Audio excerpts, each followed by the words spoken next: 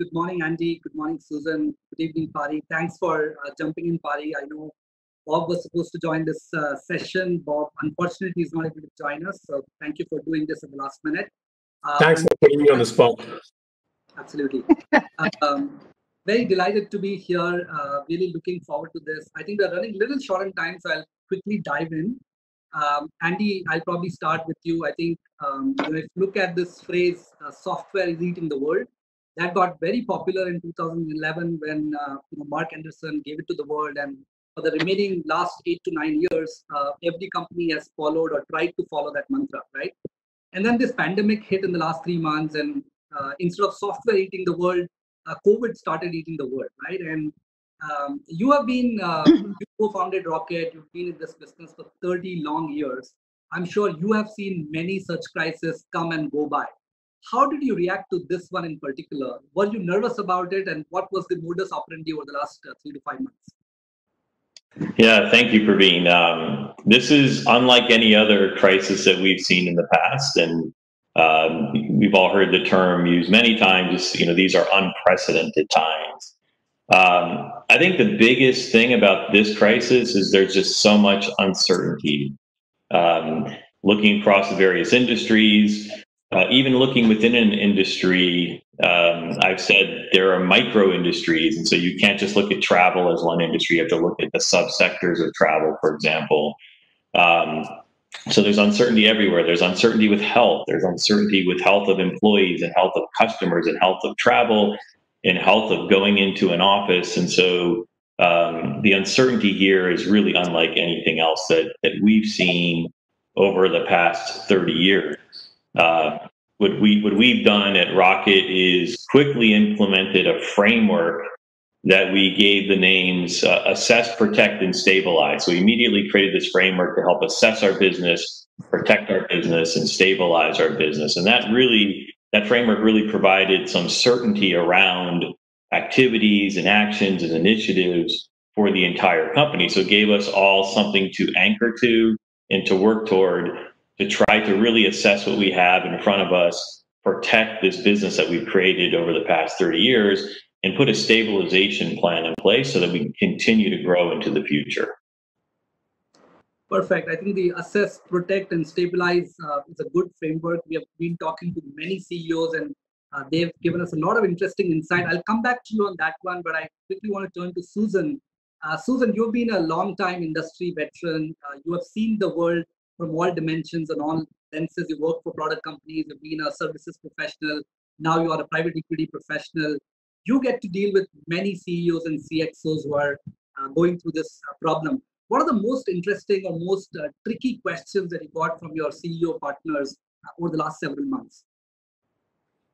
Really good question, and thank you once again for having me. I think from my vantage point, and back to what Andy said, it's kind of predicting the future. I get asked many a time, like, how do I think about when we're going to get back to that new normal, or when is life going to get back to what we had prior to COVID? And that uncertainty, and really, I can't predict it.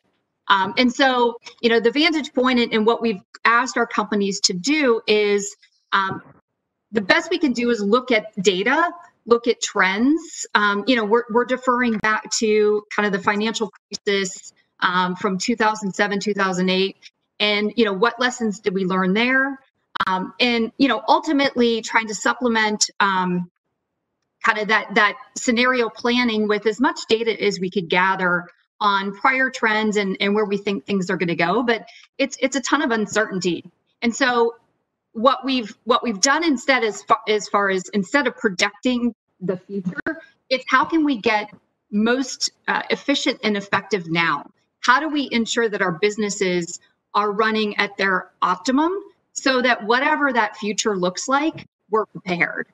So we've actually turned this around to where we've actually asked our companies, the cars in the scenario we've used is the cars in the shop. The world's a bit on pause.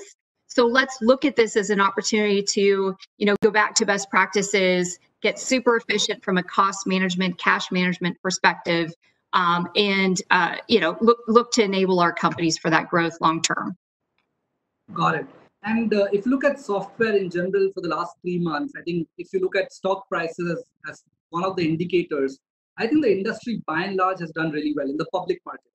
And you deal in the private markets, there are public market companies and software companies specifically have done well, right? If I fast forward for the next 6 to 12 months, do you see a software industry to continue to be resilient, or as Pari says, anti-fragile? Will they continue to do better? And what's the hope for that industry? Yeah, I mean, I think we're fortunate that we are investing in technology, and many of the companies that we invest in, ultimately are running businesses. And it all comes back to, and this is where, if you have a software product or if you've got kind of a core competency that you provide your customers with, that the return on that investment is obvious. That inherently will be super sticky, even in these unprecedented times.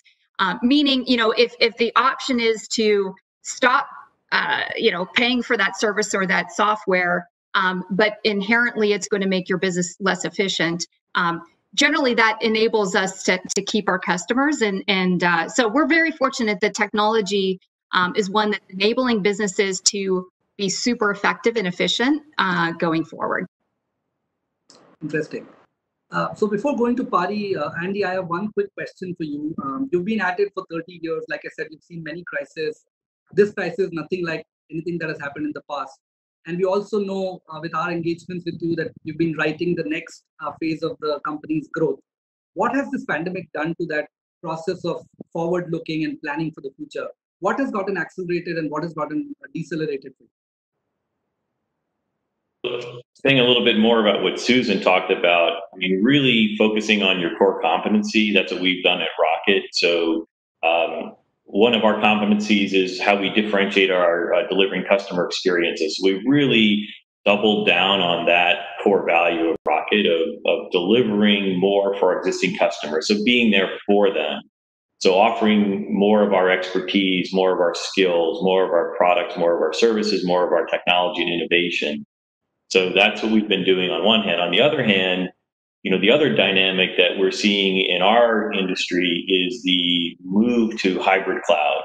And so all of our efforts around hybrid cloud, whether it's about data, whether it's about application development, whether it's about more openness, security, we are accelerating all of our innovations in and around helping our customers get to their destination of hybrid cloud. And in fact, this month we're kicking off our annual hackathon, what we call Rocket Build. We have over 150 projects going on within our engineering groups at Rocket all over the globe, really focused on that initiative of getting our customers to hybrid cloud at whatever pace makes sense for them. So taking care of existing customers where they are today and then helping them move as fast as they want to or slow as they want to get to hybrid cloud. So I think those are the two really macro things going on in our industry and how we're responding to them at Rocket. Interesting. So Pari, coming to you, in your role as the CEO of a management consulting company, you've been advising a lot of CEOs, and a lot of CEOs are coming to you for taking a sneak peek into the future and planning their strategy, right? What have been your observation? How are CEOs planning for the future, and what are the things to consider as most important from this point? Yeah, it's a good question, Praveen. So one of the big changes that happened the last few months is pre-COVID, when a company wants to drive acceleration in cloud transformation, analytics, machine learning, and the customers were not really ready, right? Because these are Fortune 500 companies, and there's change management within these organizations very hard. So even if the enterprise software company want to move fast, the customers were a bit slow. And the market share for a lot of the companies didn't really change during this period. Right? Everybody has a great market share, profitable, kind of tagging along. Now with the crisis, customers want to change quite rapidly. We were talking to a CEO, a majority of revenue for the company is about 70% revenue from on-prem. The customers are resisting to change, but now customers want them to move to cloud. So now you have to accelerate your roadmap and also optimize, like Susan's point, be very effective and optimize your overall cost. So how do you do both? Right? That's the challenge most of them are facing. How do I not run fast implement the feature and bring forward some of the features, but also be more efficient and reduce my overall cost. Right? And that's a interesting challenge on the engineering and product development side.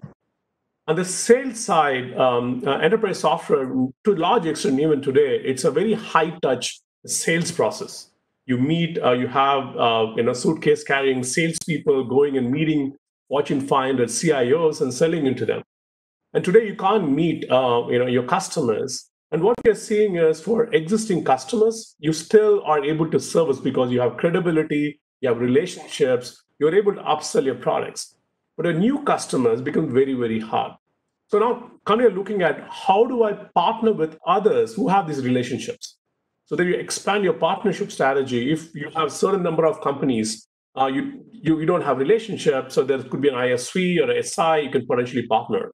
And these are the kind of two areas companies are thinking about how do we do things differently than before. Got it. So there's both cost balancing and also keeping the roadmap accelerated and creating innovative channels for go-to-market. So I want to build on that with a follow-on question to Andy and Susan, respectively. Andy, Pari talked about engineering. I think you are based in Boston, and for good or for bad, I think the West Coast has been more popular in terms of the availability of talent, the perception of quality of talent.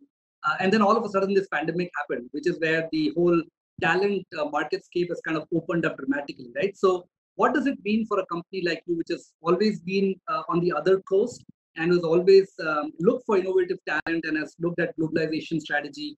What does this pandemic change for you in the engineering context as you look for the next 5 to 10 years kind of roadmap?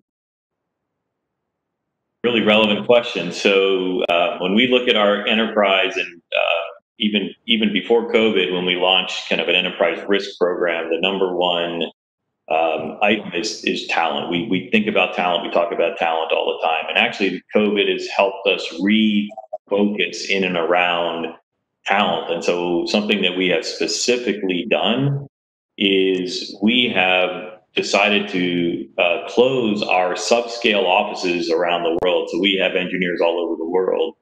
And instead of being a very office-centric talent program, we're now looking at communities of talent in locations where in the past we didn't have an office. And so we actually have a group in Silicon Valley. We have 2 groups in India, as you know. We have a group in Japan, a group in China, et cetera. And so really saying that we can hire the best talent wherever that talent exists in the world. And the requirement of being in and around a specific office has been removed from Rocket. And I think that's really going to help us over the next 5 to 10 years as we execute on our next growth chapter to find the right talent. The trick to that is how do you build community in this new configuration where you're not coming into an office every day. And so we're looking at this idea of building Rocket community from a work from home centric culture. That will be a new muscle that we're going to be building in the company, but we do believe that's going to minimize risk and that will accelerate our journey to bringing the right talent in to achieve our growth objectives and build the products that our customers need. And in continuation of that, do you see the product roadmaps getting shrink to focus areas that are here and now opportunities or priorities for customers? Or you see enterprise software companies widening the horizon and build really for the next 5 to 10 years? The roadmaps, I think, will stay pretty consistent. We have a very focused roadmap, and one of the things we've done at Rocket for 30 years, I think we're pretty good listeners. We ask our customers questions, we listen to our customers' response, and then we react to that. And because of COVID, we want to make sure we are dialed in and really listening well to our customers. So in fact, next week, we're launching a survey to our customer base to really understand if the current roadmaps that we have are in alignment with where they're going, or do we need to make adjustments? So we'll learn more over the coming weeks. I think these unprecedented times are going to cause us to have more frequent, more formal touch points with our customers because things are moving so quickly in and around their requirements and their business objectives. So as they have to make their modifications to their business, we need to be there with them. So I think we have solid roadmaps, but we will know for sure in the next few weeks as we react to the surveys that our customers send back, and then we'll respond. Got it. So turning to you, Susan, most of the operating groups within private equity firms are known for sharing best practices. I think your previous employer in Vista does it quite well. You in your current job are trying to do that. What have been some of the interesting best practices, whatever you can share, on the sales and marketing point that Pari talked about? It's been extremely challenging. I think Andy talked about being in front of customers to collect the input, but in a virtual world, it's been a little bit of a distraction. So what have companies in your portfolio or in your visibility have done differently to deal with the situation?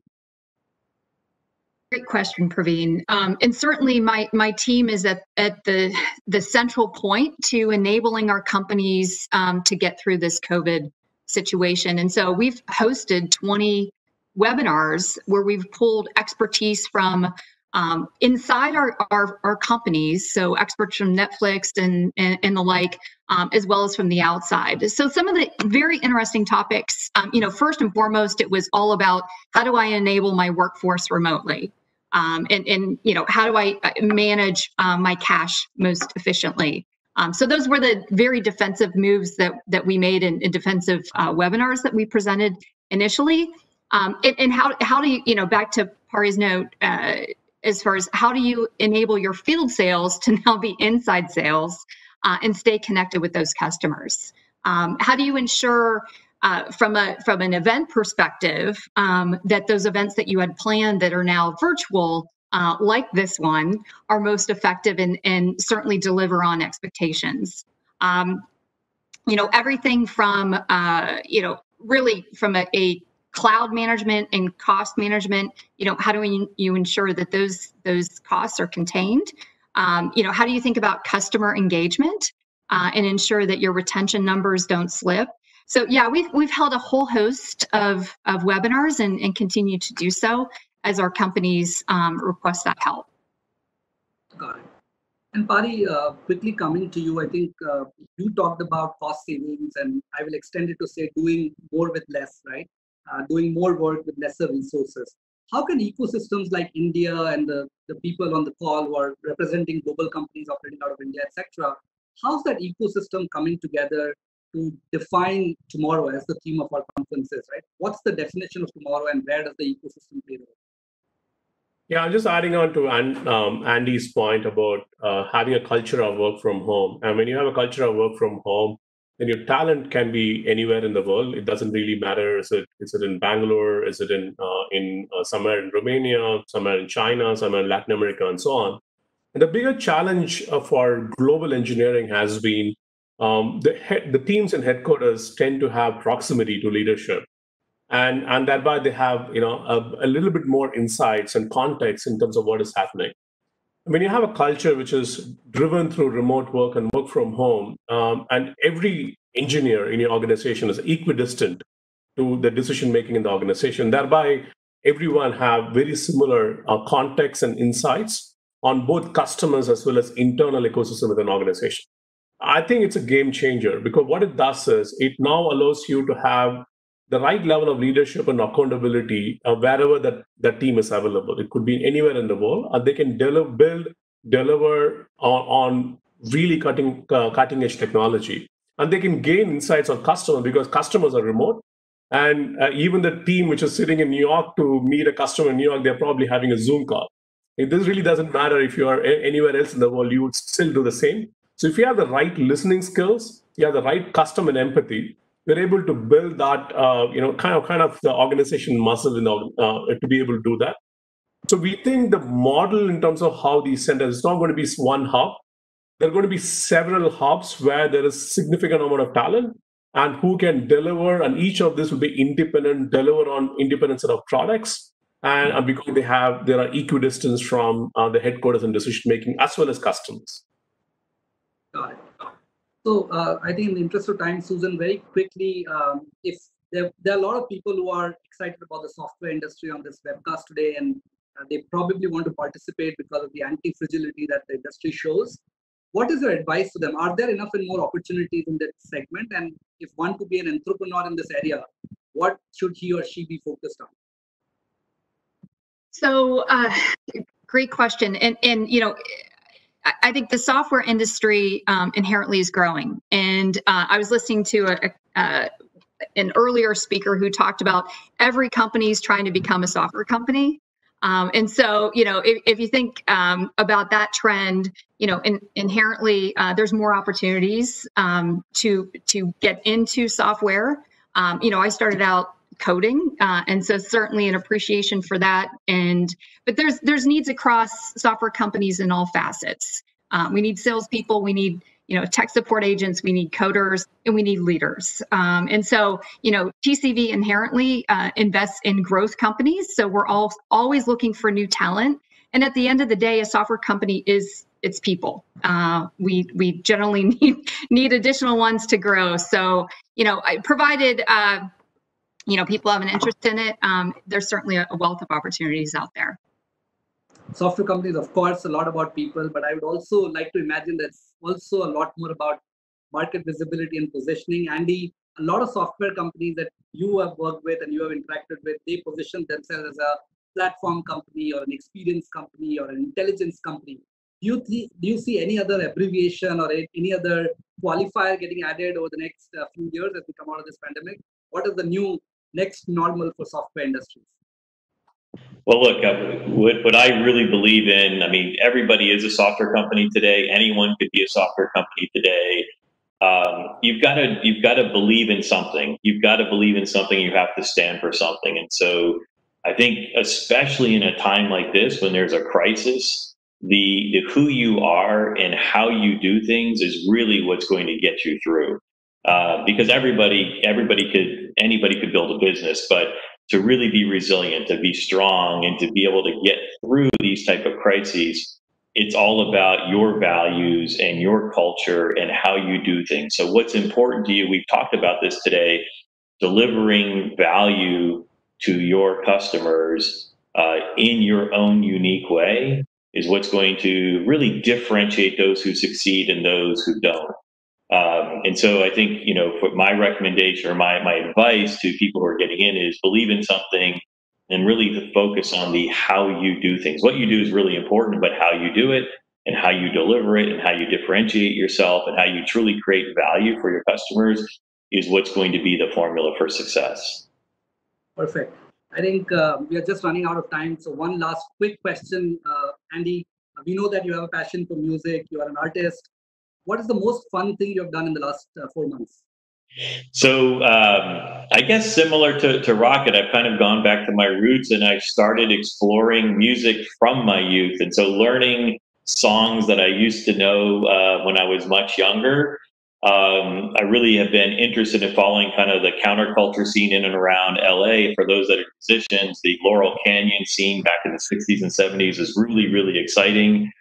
And so just reacquainting myself with that and relearning those songs and playing those songs on my downtime is what really gives me energy to do what I do every day.